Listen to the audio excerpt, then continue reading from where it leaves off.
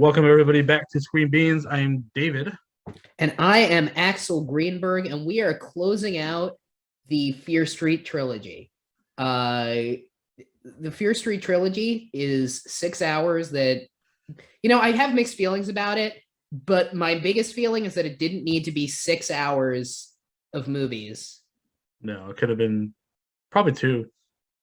Arguably, it didn't need to be a trilogy. Yeah, like I feel like the first one, you could probably cut out like half the movie easily or more. You didn't really need that much stuff with the characters, but Or do it as like a shorter miniseries. Like, I don't know, like it just I I have very mixed feelings about the whole thing, but I just don't think like I don't think I just don't think it needed to be. I don't think that like releasing a trilogy all at once of movies as an idea. I don't care for it. yeah, But I want to talk about where we are in the trilogy right now because I went in blind to the first two. We watched this one. I just watched it last night, so I want to talk about where we are in the trilogy right now before this movie. Kind of briefly get into what it did, and then I just want to get into it and talk about this movie because I had. I mean, there's just a lot to talk about, more than you would think, more than these movies arguably deserve. But so Fear Street 1994 is the first movie, and that sets up the idea of there's these two towns, Shadyside and Sunnyvale. Sunnyvale, this sort of crime-free, wealthy utopia. Shadyside being this very working class town that's been plagued by crime, and in particular that every couple of years a new killer comes up and sort of donning typical slasher conventions commits a horrific atrocity and then is never seen again. In that movie, we find out these killers keep coming back to life, and we're told it's because of the curse of a witch named Sarah Fear, who was executed in the town back in 1666, which you might notice if you're a clever viewer is in the title of this movie. And then so we go through a whole thing. We meet these teenagers, Dina and Josh, and how they get their and Dina's girlfriend Sam, who at the end of the movie gets possessed by Sarah Fear's curse and is herself, in the process of becoming a Shadyside killer and ends up being restrained by them. Fear Street 1978, we meet the survivor of a previous attack in 1978, as the title implies. And we talk about, and we get an example of how somebody became the Shadyside killer. We also meet Nick Good, who is the sheriff of Sunnyvale. In the first movie, we see him in the role of sheriff as this sort of very kindly, helpful police officer, or so we're told in this movie. In 1978, he's this very nice, respected camp counselor. But spoiler alert: in Fair Street 1666, we find the true origins of things. In the last movie, Dina, the main character, she touched the burial spot and she saw visions of herself as Sarah Fear in 1666 and learned her story. And her story is that she was not a witch. She was a lesbian woman in 1666 in the original settlement of where Shadyside and Sunnyvale were. They were originally one colony called Union. Do you get it? Do you get it's called Union? Do you get it? Because Union. they were. These movies are very clever. Grade A writing. And she was falsely accused of witchcraft after the town preacher went crazy. It turned out that Solomon Good, the original ancestor of Nick Good, actually made a deal with the devil to turn somebody into a killer, and the deal was that every couple of years, the Good family turns somebody else into the Shadyside killer. They go on a rampage, but the Good family gets to stay in power. This is passed down from oldest son to oldest son. So in Fear Street 1978, when you're seeing Nick Good being this super helpful, respected camp counselor who's helping everybody, it turns out he's the one who actually did the ritual to turn Tommy into the Shadyside killer. And Sheriff Good did the same thing at the beginning of the previous movie. So that was of the first movie. So it really recontextualizes things, and I actually think that's something this movie did quite well. In terms of quality, I had very different feelings in terms of just the cinematic quality of the 1666 half and the second half of the movie, which takes place in 1994, and is them putting a stop to Nick Good and destroying the curse for all. Yeah, how did you feel about the first half of 1666? I liked it a lot, and I want to get to my wife's notes too because she had some concerns. My wife is a historian. I'm not going to mention her by name on the show because she's actually very smart and doesn't deserve to be affiliated with this podcast for that reason. But I think that Especially not for Fear Street. Especially not she shouldn't be associated professionally either with this podcast and definitely not the Fear Street trilogy. Yeah. But I think that the 1666 half I really liked.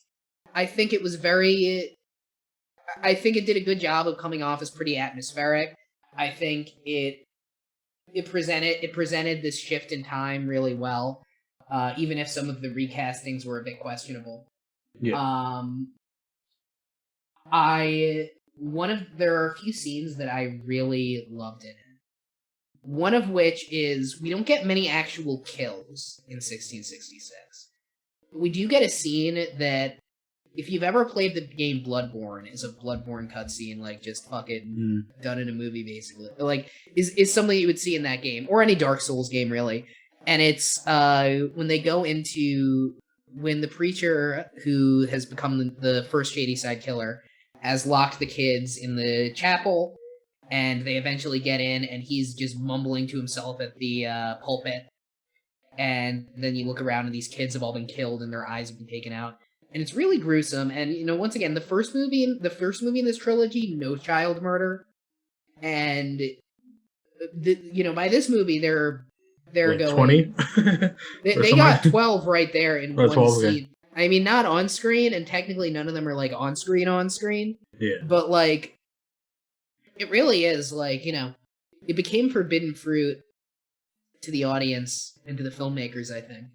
Well, they kind of teased it on 78, and then they were like, okay, well, a bunch of fucking kids died in 1978. What are you talking about? So many fucking kids died. They only showed like what, 4 maybe. Okay, well, yeah, okay, you're right. And then, a bunch of kids died. I mean, I guess fewer than could have happened in that situation. Yeah.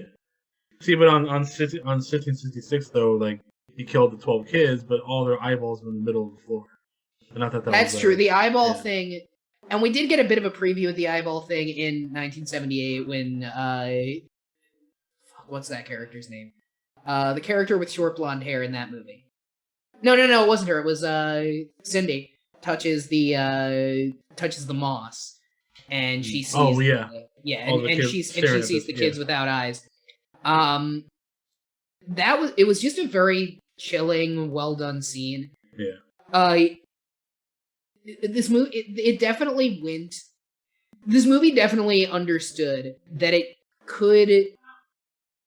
needed to walk a line between going the slasher route of the first two movies and trying to be more of like a slow period horror drama type thing, almost going an A24 route, which I was very worried, and I think I said on the last episode. Yeah. Or maybe I didn't say in the last episode, but I think I did, that I was worried about it going the A24 route and trying to be more slow paced than it could have been, and that was definitely not something that I needed to be worried about.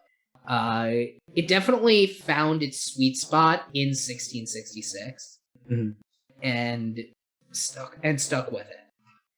Yeah, I definitely agree on that. I was a little worried at first because, like I said, it's been since last June that I watched it, and it was like I just forgot about everything, about the film. Like I just moved on, and looking back at it now, I was like, watching it now, I was like, okay, this is actually pretty tasteful. I do have one teensy complaint. The accents that they had the cast do for people in 1666. Nobody does or has or hopefully will talk like that, in my opinion. Well, this is early colony, though, right? I mean, this is like right as they're. They're starting their. This is the start of the Union. Yeah, so. But you know what? Yes, it was.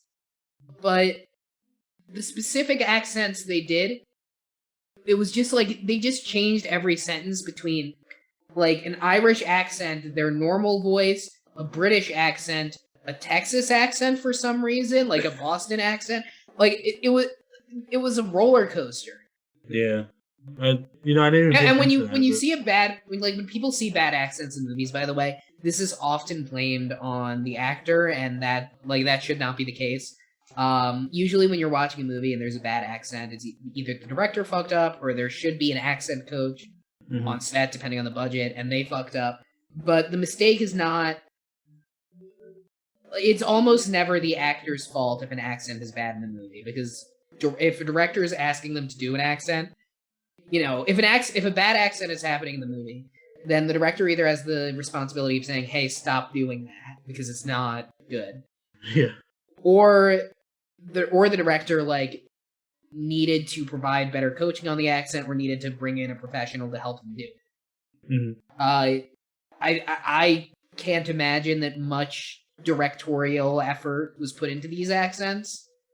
Obviously not, because yeah. See, like if I was an actor and I was on set and they asked me to do, let's say English accent, I would be like, no. Sound like not British, but sound like a colonist from a year that you weren't alive. Yeah. And we're not gonna help you. Just guess. Yeah, just whatever you think it might be, just go ahead. Yeah, It's was like weird. they had somebody offset just like holding up cue cards of different accents, just like fucking like British, Irish, Boston. Okay, stick to that one. That one sounded good. It was not good. Yeah. The first line of dialogue, like the first time that Dina talks to Sarah Fear, I just thought, wow, she's not gonna do that the whole movie, is it? Is she? She did though, right? Yeah, she did. Oh, she did? Well, Okay. until the second half when it's 1994. Okay. And then one thing that I really like that touches on both this part and the 1994 half is something that they did throughout the trilogy, which is the use of like how it reflects on the idea of space changing through time. So we start off, tracing this one area of Shadyside in 1666. It's sort of the center of the settlement. It's sort of this woodsy area in the settlement where Sarah Fear is executed. And then in 1978, that's become a campground. And then in 1994, that's a mall. Yeah. And the idea of we have these places and these geographies and those sort of shift over time. That's something that I really liked. I thought it was interesting that the mall ended up in Shadyside, considering that all the the damage throughout history in that town had been. That's where it's at, right? Shadyside? Yeah, no, the mall's in Shadyside. I mean, I think that's the idea, though. Is like, Solomon Good had this level of contempt for like where the original colony was, and he justified, sort of using the regressive ways of the townsfolk to sort of justify his desire to rule above them, which he didn't really care about that. He cared about having power, which this. And I do actually commend this movie for having this type of analysis of these sorts of power dynamics. But I think the idea was we're doing this execution here, now the curse is confined here, and now there's this other town. Oh yeah, that's right. Yeah,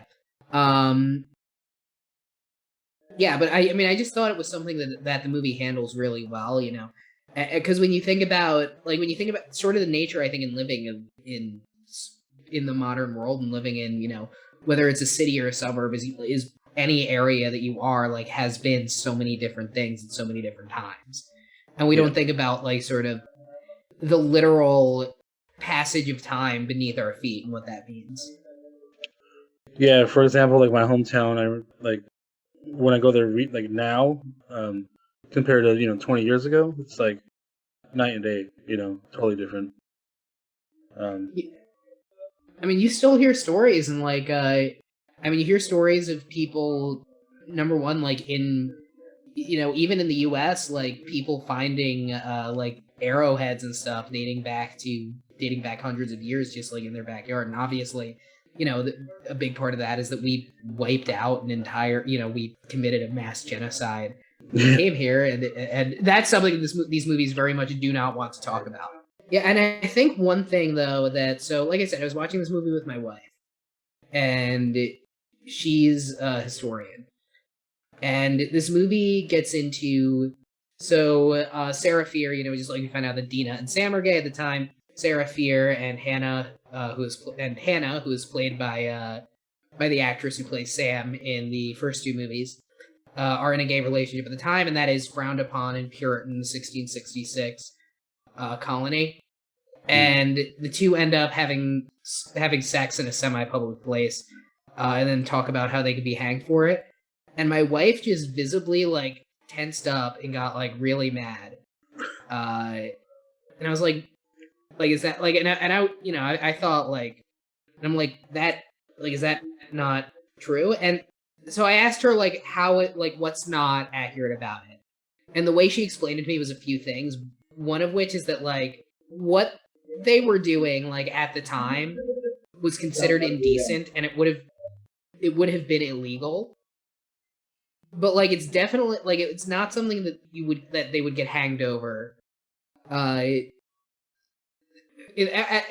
At first, because like people did not think of that as sex. Yeah. Like the historical conception at the time was like people did not think that sex was a thing that didn't involve a penis. So like men having sex with men was a lot more of an issue to people. Or a woman having sex with a man outside of marriage. There's a scene where they're at even just a party for teenagers in the woods, and one of the characters is very like sexually forward with women, talking about how he wants to sleep with them. The drunk guy, right? The drunk guy. And some of the girls are talking to each other throughout the movie about like, this guy has syphilis and these two were fucking, whatever. Like that would have been much more of a legal issue and something that like you could probably not get hanged for, but you could get into quite a bit more trouble for than what Sarah Fear and Hannah are doing. And this isn't me saying that like, it was great to be a queer woman or to be a gay, to be a lesbian, and like those insofar and using those sexual categories in modern terms, because those categories didn't necessarily exist at the time. Like I'm not saying like, oh, that was like a great time for that. Obviously it wasn't. But at the same time, like it would have been more of a legal issue, the sex outside of marriage between men and women, especially because like that's something that pregnancy and paternity could be involved. So what I got out of basically the whole underlying theme of like, well, especially 94 and 66 is like obviously on the first movie, Sam and Dina are in this past relationship, and they're still trying to think. Well, Dina's been a creep, and she's trying to like, basically sucker her back in, Yeah. But then on 66, like they're obviously into each other, but they can't be open about it because of that. But then it's like they use that to make it as like it's the worst sin you can commit, and also like because they're gay, that they use that to like use an excuse for them to be witches. Yeah, the way that and I think that I think it's not so much an issue of like, presenting this as something that would have been an issue at the time. And no one's coming to fucking Fear Street for the historical accuracy. No. But I think it's interesting to talk about too, because I think like some of the way that this stuff is presented does have like so another thing that happens in the movie is so after Hannah's dad is the guy that becomes the first Shadyside killer. And after he gets cursed, she sort of blames herself and blames what they were doing, and Sarah Fear goes over to the house and she says, one of the people in town, the drunk guy who was flirting with them before, he saw and he told everybody. And now, like, she doesn't want you around because she sees you as like being a bad influence and this and that. And she goes up to, and so she's there, and then the mom comes in and is like, you need to leave, I know what you are. And then later Sarah Fear's dad is like, you know, well, your mom died and you were raised like a boy. Like, so the first thing of like the I know what you are thing. This is all stuff my wife. This is all secondhand from my wife. I cannot stress enough. And she understands history better than me and probably could phrase this better than me, but also is too smart to be affiliated with this podcast. But like the idea of there's this idea of like, and the way that academics frame it is the homosexual as a species, and it's this idea of like the way that we conceive of it is that like being gay or straight or bi or whatever is something that you inherently are, and that's a very modern conception. So like in 1666, and you know, up until very recently, like a person could be seen as like, you know, sort of a sodomite or whatever the terminology would have been in a particular culture, but that would have been seen as a state of being insofar as a person is engaging in certain behavior and not like an innate and essential part of a person. So like a man who's having like somebody that we would call a gay man, like in our culture, somebody is a gay man, like, you know, because that's their sexual orientation and that's how we understand it. And, you know, whether that person is sexually active or not, whether that person is open or not, like we would still conceive of it that way. In older times, like the way that they would conceive of it is like a person is, you know, they would usually, like the term used would be a sodomite because they, you know, they had their views. Like if a person is that, they are that because they are doing this thing. And if they stop doing this thing, they're not that. And some of so like the way that people are talking about it of like, I know who you are is like just not, it's not really a way that a person would frame it at the time. And for a person to frame it as like, well, you know, you were raised like a boy, like that talking point is like maybe 150 years old, like maybe dates back to like 1900. Like it's just not how somebody would have thought about it at the time. And I think like where it comes to be an issue is that I think it lends sort of a historical legitimacy to some of these homophobic talking points. And not so much this movie, because once again, like nobody is getting historical information, hopefully, from Fear Street 1666. But like I think there is an issue in terms of like a lot of the talking points around queerness and gender roles, and a lot of the well-intentioned ways that this movie wants to engage with this stuff. Like I think when you present things this way historically in a way that isn't necessarily the case, it often presents like it presents a level of historical authority and historical legitimacy to things that don't necessarily warrant that, in order to project sort of a more modern point of view backwards. So I wonder, like what they should have done instead. I wonder if they should have like just kind of blamed the special berries that they stole. You know, I don't think it. Like I think they could have still done the plot. Like I like because the way that they get accused, the way that Sarah Fear specifically and Hannah get accused, is that Sarah, like the drunk guy that we were talking about before, flirts with Hannah at the party, at the teenage party where they all do hallucinogenic mushrooms and or hallucinogenic berries and get hammered. And the guy from before, like the drunk guy that we were talking about, he flirts with Hannah. She says no. Sarah insults him. He storms off, and then later he sees them having sex. You can still have it. You forgot he was pitching a tent at the same time. And he had a boner. That's right. Like he could have very easily, like him being mad and trying to exert power over women and making like a false accusation of witchcraft is like still a thing that they could have done without like relying on this modern projection, and it still would have been, you know, in part about controlling their sexuality and repressing that sexuality without projecting modern conceptions of what sexuality is onto a previous time. That'd be too simple. And at the end of the day, like I said, like I think it's just really interesting to talk about. Plus, you know, I am very proud of my very smart wife, and I like to talk about the very smart things she says. But also, like I'm interested in it. I don't think it's necessarily a knock on the movie because, like I said, I don't necessarily. I don't think anybody's watching the movie to gain any level of knowledge or insight from it. No, of course not. If you're like if you want this is slop, just lick it up, you fucking pigs.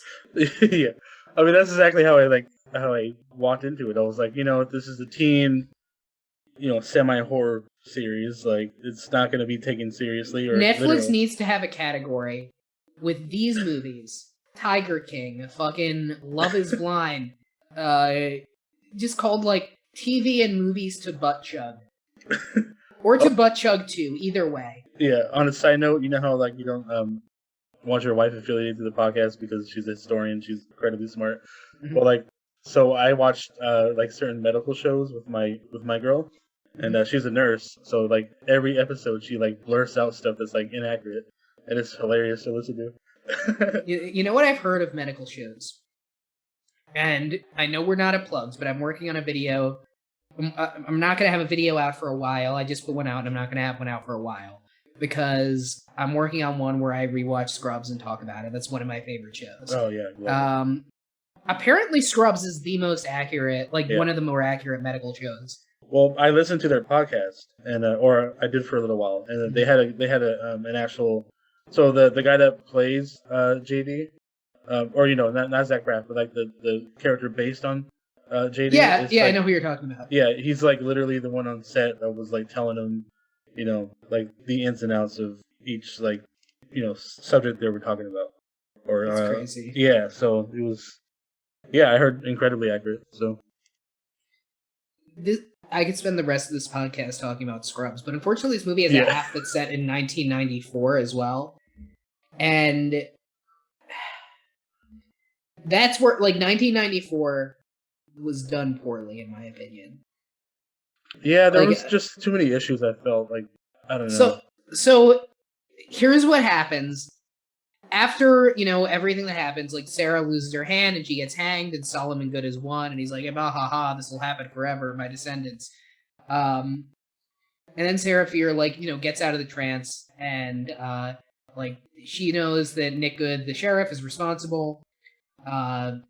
Because of a whole set of shenanigans, they're at the mall, her brother, tied up Demon Sam, C. Berman, the survivor from 1978, and the fucking janitor from the first movie, because only he can work the mall closing, like the store closing gates. Yeah. Like only he is capable of helping with this part of the plan. Well, he's the only employee that's alive, right? Yeah, even though he got arrested for tagging it at the end of the last movie. Although we do find out he was good. He didn't do it. So we get this scene in the mall. It's very. I don't even know how to get into it, and I'm gonna try. Like I'm gonna try to get into the issues with it.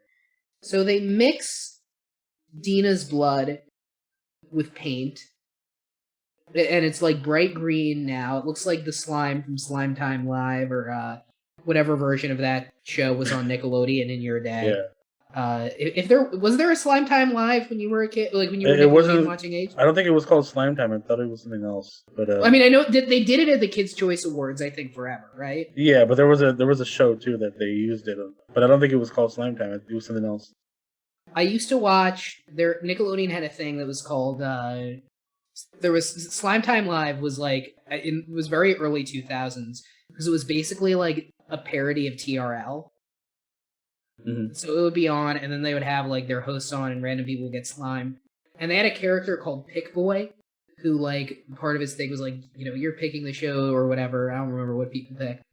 And I think when they got rid of Pick Boy, I remember being like pretty upset. They just unceremoniously one day I turned it on, no Pick Boy. They just like found him in the back, like smoking weed, and they're like, "Nope, no, I have to. You have to be able to smoke weed if you're working on fucking Slime Time Live. I don't know. They're pretty strict. Like, do you know what fucking Nickelodeon is doing to its child actors? The amount of fucking Adderall they plied Miranda Cosgrove. This is parody. No one listens to this podcast, and so I don't want to get sued over it. So that was a joke. But what's not a joke is what these networks do to child stars. But that was a joke. But no, there's no not on set. No. I mean, investors, but you can. I was just making a joke because apparently, like, they fired like the Dell guy a long time ago for like failing a drug test or some shit. I don't know. Which guy? Remember, he's like, dude, like, or you're getting a Dell or something like that. He was from like the '90s or maybe even early 2000s. He was like some stone. Wait, was this campaign? It was about dude, you're getting a Dell. I think so, yeah. Like way back in the day, and he got like fired after like a while, but a short time too. Maybe because if it was dude, you're getting a Dell. I've never seen this commercial. This is like early 2000s, maybe even like earlier than that. I guess I don't remember this one because early 2000s. I was born in 1995, so early 2000s. I'm like pretty young. Yeah. So I might not remember this one, but dude, you're getting a Dell is a bad ad. Because it's not advertising buying a computer. I'm pretty sure it's advertising like getting a free computer. I could be wrong. So it's advertising like getting a Dell as a gift, which that would be pretty chill. Yeah. Well, because that's when they were really pushing like the Dell processors and stuff, like in that era. So this is like when computers were really blowing up. As far as like the power goes. Yeah. Nobody can beat Windows 03. Yeah. But I could be wrong. Hopefully I can find some kind of like source to like back that up and maybe put it in the description. Just as like am I right or wrong? I don't know.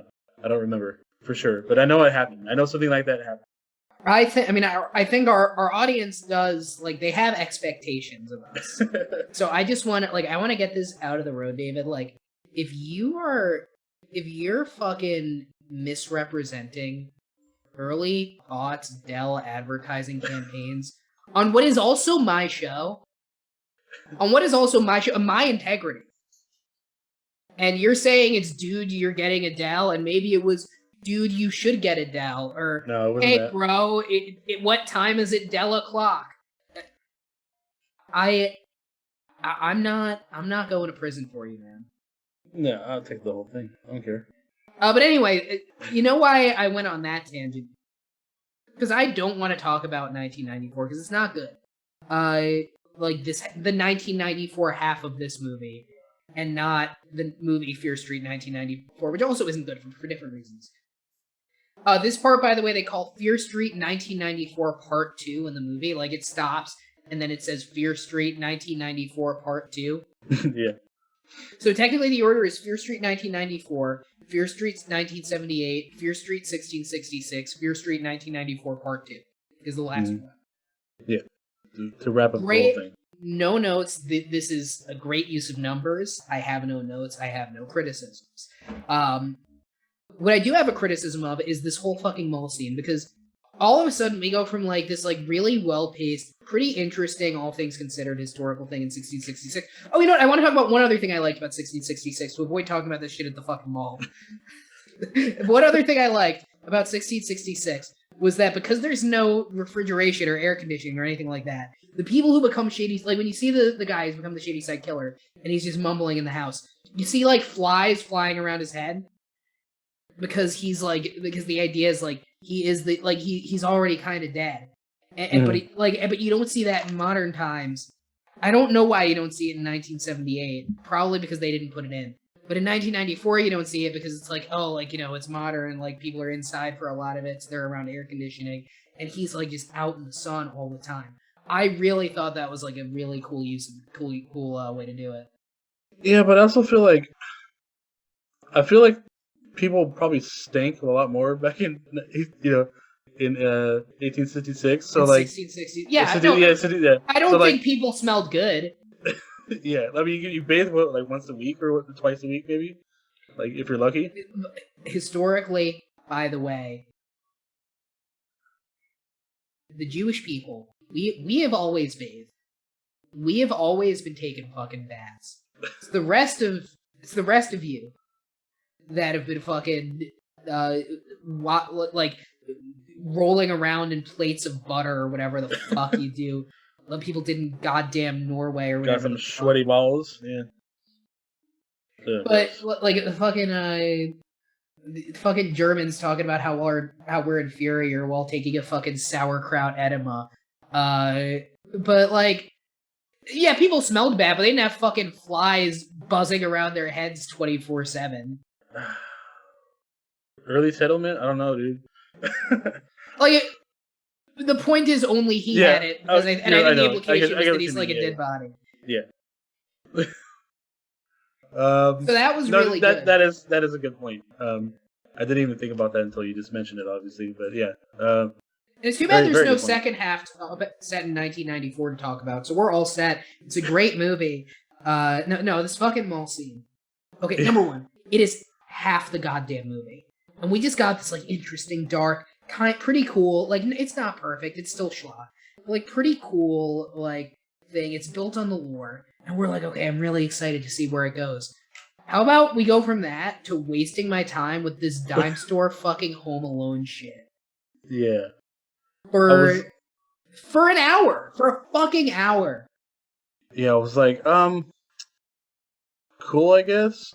It was just weird that like they were like, okay, let's put her blood in this fucking into this paint bucket, scribble stuff all over the mall, make arrows for the killers to get led into these gates, and then we'll just close the gates and we'll be fine. We'll kill good. Game over. You understand that is an hour that I could have reserved for going to like my future son's little league games.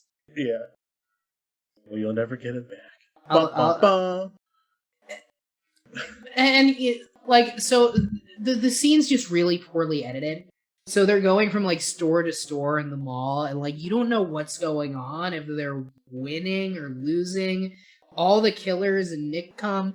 They movies like this do a thing sometimes where when they get to their climax, there's a scene they want to have, and in order to justify it to you, they yell very flimsy pretext that doesn't make any sense. And you're like, fine. But basically, the plan is for them to get all of the killers and Nick Good into the mall, and then squirt Nick Good with Dina's blood, and then the killers will all get him. Yeah. There's a couple other whack things I wanted to mention real quick, especially about the killers. Like for one, the killer with like the sort of like see-through face mask or whatever, or like he's kind of like a toss up between Michael Myers. You're talking at the mall. At the mall, yeah, and you see him, I think briefly in '78 too at the very end. But Are you talking about? he holds the knife. Are you talking about the milkman? The milkman, yeah. Yeah, the guy with the fucking. He didn't remind me that much. He was very expressive, and sexual. Well, he reminded me of like I said, a toss up between Michael Myers and also Hannibal Lecter in a way, to where like the mask, Yeah. But I thought that was, I don't know.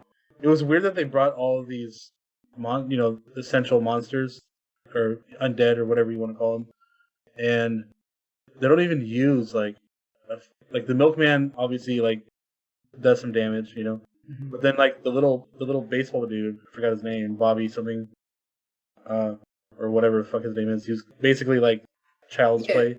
Yeah, we know he was the killer from the 20s. He's like this shorter guy. Maybe he is actually a child, but we know he's shorter and he's got a baby mask. Yeah, it was just weird that they just threw all these guys in at the very end. And, like, I didn't mind that. I like to see them, but I was like, I don't know. I just wanted a little more context, I guess. But what doesn't work about their plan is like why why was the sheriff there? Like, so if I'm Sheriff Good, I know where they are. I'm gonna fucking activate this newest version of shit to get the killers after them. Whatever, however he did it with his fucking rituals, fine. Why that? Like, why does he also go to the mall? You know, is the problem. Yeah, why did he go to the mall? I don't remember. Like, I would have just waited until like I'm pretty sure they're dead. Yeah, he could have easily, and then the spawn would have disappeared, and he would have gone his merry way. Yeah, That was but very good. I think the way this scene was like edited and like it was a very hard one to follow. At least I found. Like I didn't like everything that happens in the mall. Like they clearly like had this cool idea for like the black light scene and all of the like green paint and shit. Like it was just edited in such a way that it's very hard to follow what's going on. It reminded me a lot of. It's not as bad as this movie, but it reminded me a lot of Suicide Squad 2016.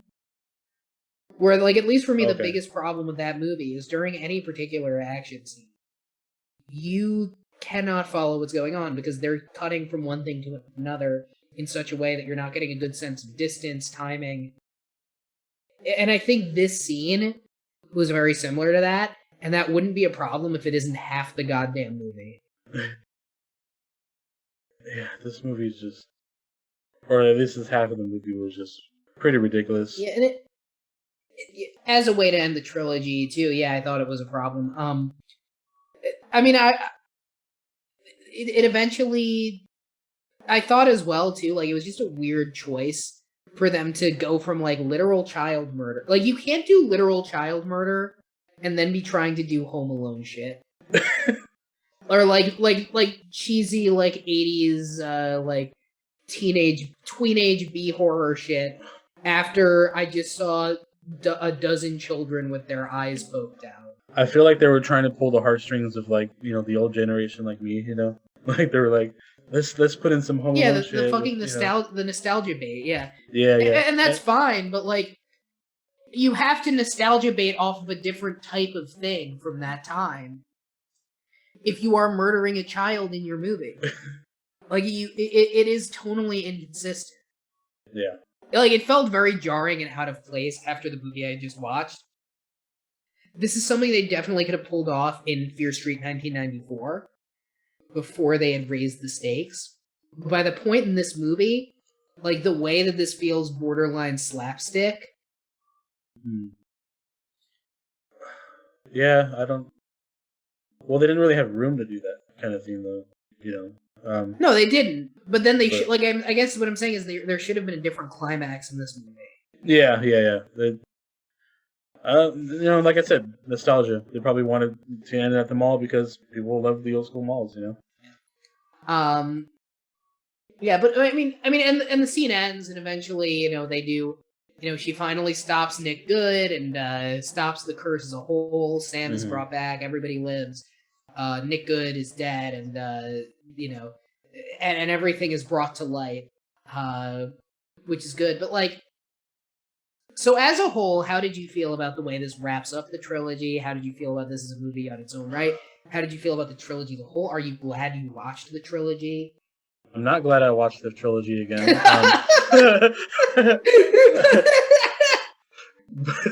But I do gotta say, out of the three, I probably enjoyed the second one the most, and then the third one, the first half obviously was good. The first one, it was just kind of like, I don't know, it was just a weird direction to start with, I guess. And then it, obviously didn't end very well. And I was very confused at the end too, where like after they, the like the little like area where he like makes the next killer or whatever just disappears, like which makes sense because like they killed Good, but like as soon as they step out of the cave, like they're at the mayor's mansion, and like the brother gets killed right away, right? Well, it's because he had a secret entry. Like I think it's because he had a secret. Yeah, but I just didn't realize that the mall was like at the edge of the town to where Sunnyvale like starts or whatever, because like obviously like it probably wasn't that far from like the secret entrance, right? I'm assuming that it wasn't that far from like the wherever that it connects from from the Good Mansion to Sunnyside Mall. No, no, it wasn't. I mean, it was like it was their whole fucking tunnel setup or whatever. I did like his mansion being like this like very like cringy middle-aged white dude apartment or like this like middle-aged rich white dude like house. I really like that. Yeah, I just felt like it was still weird that it was kind of connected to the mall, but I mean, it makes sense because they have to keep going under there every generation. So, but I don't know. It was just yeah, you're right. The second half was pretty garbage. But I'm glad it's over. But but then again, they hint that there could be another sequel or trilogy because somebody takes the book at the end. Another and it's also weird. Yeah, that's right. Yeah, it's also weird that the book's still there.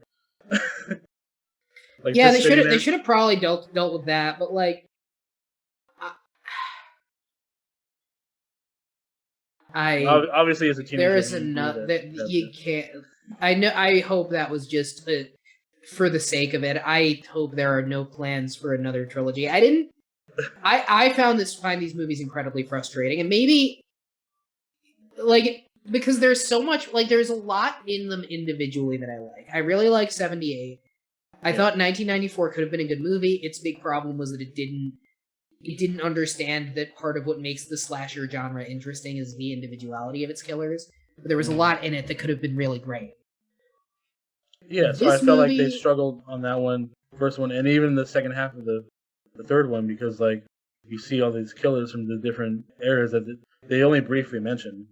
Well, that I didn't mind. Like I didn't mind the idea of like there are all these killers and you see their motif and you see how they're expressive and you don't know about it. I thought like whoever was doing the mailman even did a really good job of like he didn't say anything. He's written there very briefly, but like very threatening. The way that he was like the weird like licking that he did and stuff, like exactly what he's about.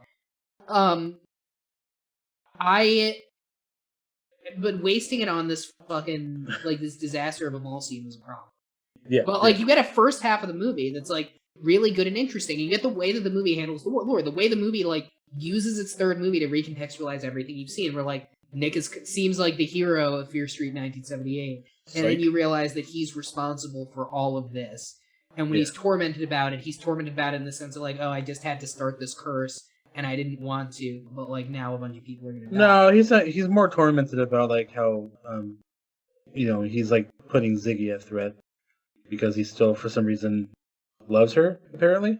The vibe that I got in from the recontextualization and then of 1978, like of that movie, is that teenage Nick still like it was his first time doing it, and he was in the process of justifying himself, but to an extent, like he still had to like he hadn't managed to completely shut down the part of his brain that's like, what the fuck are you doing?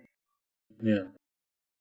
And I just thought is how they might continue if they do continue the series. Hopefully they won't because I don't really care for it.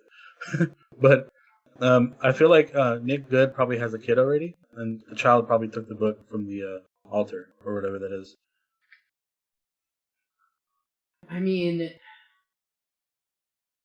because it was like either a teenager or basically a young teen that grabbed the book. You can tell by like the arm length and So the movie takes place in 1994. Nick is like 17 in 1978. So then the sheriff would be 33. So like, I mean, he could have like a 13-year like. Yeah, not likely. Okay. Like, yeah, I mean, he didn't seem like he had a kid. I forgot it was 94. I was thinking it was later. Okay, you're right. Yeah, because if it was today, he's way too young. But like, that was the weird thing. Like, I kept watching the movie, and be like, wait, how was he like a camp counselor in 1978? And I'm like, oh yeah, because this takes place almost 30 years ago. Yeah. Yeah. No, I thought that like Nick Good is a really interesting character actually to think about, and I just think like if this movie didn't need to waste my time, and if these movies weren't released in this format, and it was either a miniseries or a more traditional release schedule for these movies, that they all could have gotten the time they deserved, I think these could have been really strong and interesting movies. And instead we got something that feels rushed, sloppy, inconsistent. I was really disappointed in the trilogy, but I didn't like. So it sounds like I hate it, but I don't think Yeah. they're bad movies, and that's like why I'm so annoyed. I guess like after watching it. Yeah. Yeah. I mean, overall, I mean, pretty average, I guess. And and because they are a teenage, basic horror film or trilogy. Uh, yeah, average. I don't know. Maybe a C plus tops. Yeah, I Overall, would. all three. As for the trilogy, I would give it.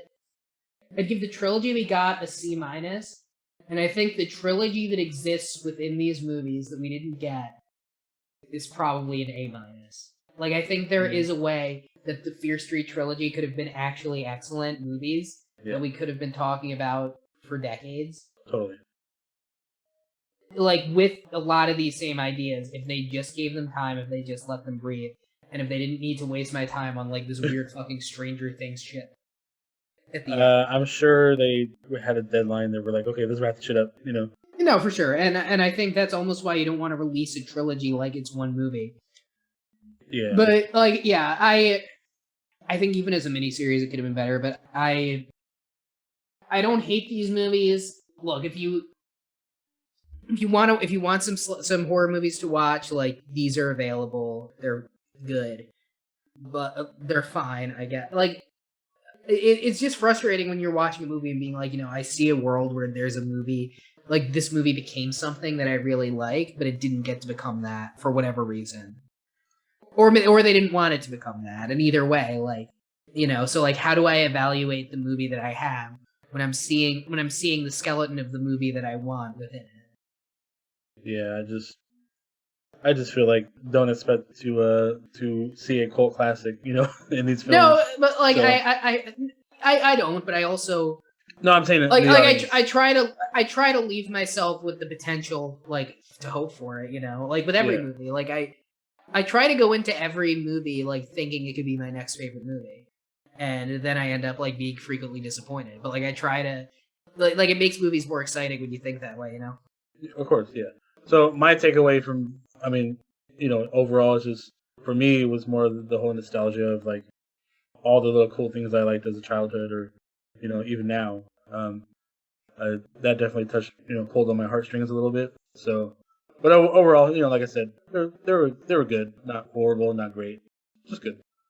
Yeah, I like them. They're frustrating, and so if you don't watch movies the way that I do, and you'll accept it for face value of what it is, and you accept all of the historical stuff, the inaccuracies that I listed as well. They're not bad, but I just wish we got the movie we could have gotten. For sure, yeah. There was a lot more potential than but we didn't get that, so it's okay. Maybe the next couple movies or so that we review, that we'll find something that we're like, holy shit over, Yeah, and something that doesn't already have the reputation of being really good. I don't know if you guys heard, but The Shining is like a pretty good movie. I haven't watched it since maybe I was a kid. Oh, really? I think I've watched like clips here and there, but I need to rewatch it. It's a really good movie. I keep hearing that it's always been referred to as a straight classic. So Well, you've never like read a Stephen King book, which is no, weird. I have. Well, I don't know how you haven't. I have read one, but it was like not one of his famous ones. And it was about this little girl that got lost in the woods. That's not the name of the book, but it was. I assumed it was about this little girl that got lost in the woods. Wasn't the name of the book? No. Just a horror called "This Fucking Kid."